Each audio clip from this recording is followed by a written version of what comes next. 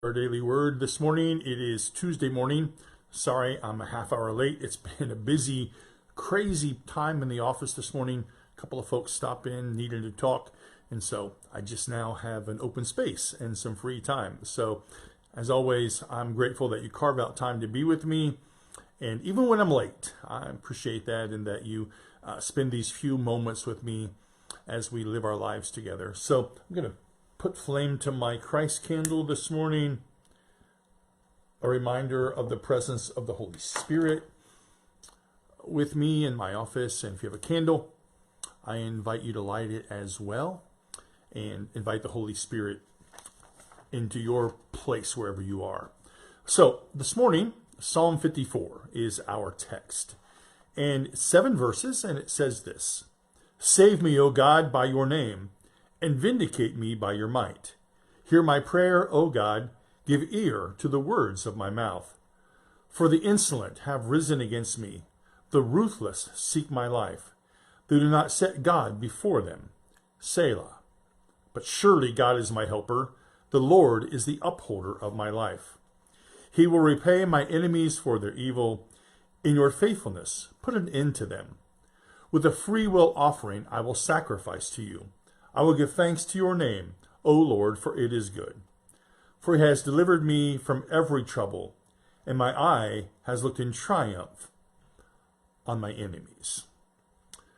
So, the writer of this particular psalm expresses some confidence in the promise that God made with humanity, with us, to hear our prayers and then respond to them.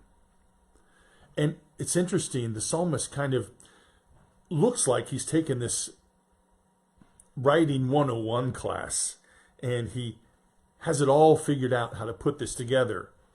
He begs for help. He describes the problem for which help is needed, reminds God and himself why there's reason to trust God because God will respond, makes an agreement with God laying out these expectations the writer will fulfill, then ending the psalm with praise for God's deliverance. Each step builds on the previous one if you read it very carefully and very clearly. The psalm writer and all of us, in our lives, we return often to a plan of action in our lives. God always keeps God's covenant and God's side of the covenant with us.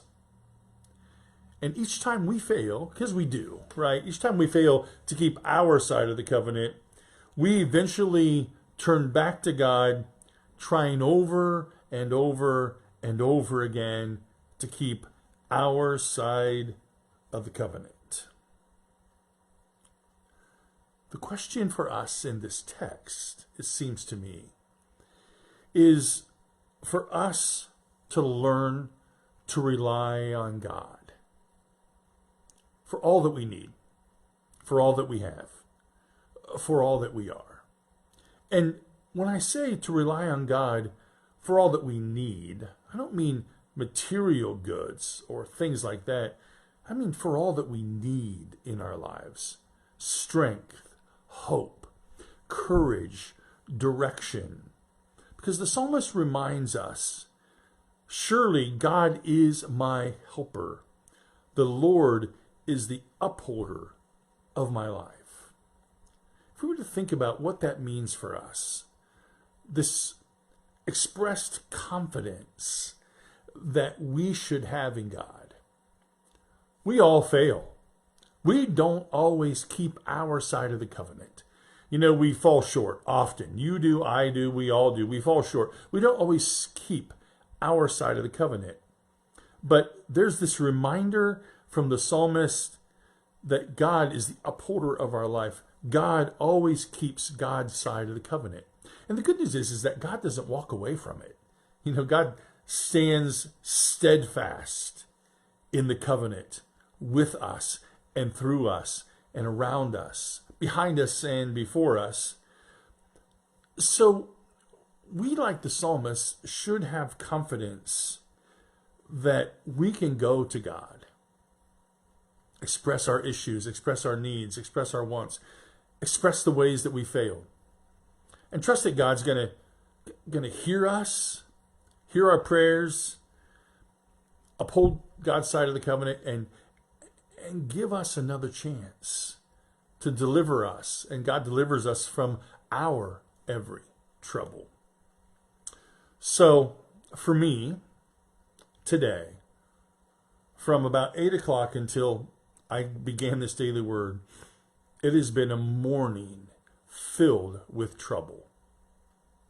From the very first phone call at 8 o'clock until the last person left a few minutes ago, it has been a day, a morning, only a couple hours, filled with trouble. And I'm burdened by it now. The challenge for us when that happens to us, because it happens to all of us, right, is now we have to trust God to respond to those troubles, to uphold God's covenant. And the trouble, they're not my troubles. It's not, I'm not the one who's causing the problems, but to help me know how and what to do and how to say the right things and take the right action. I can't do it alone, and neither can you. And that's what the psalmist reminds me. He has delivered me from every trouble. That's the hope of God, of the psalmist, and our hope in the God that we know. So I would hope that as we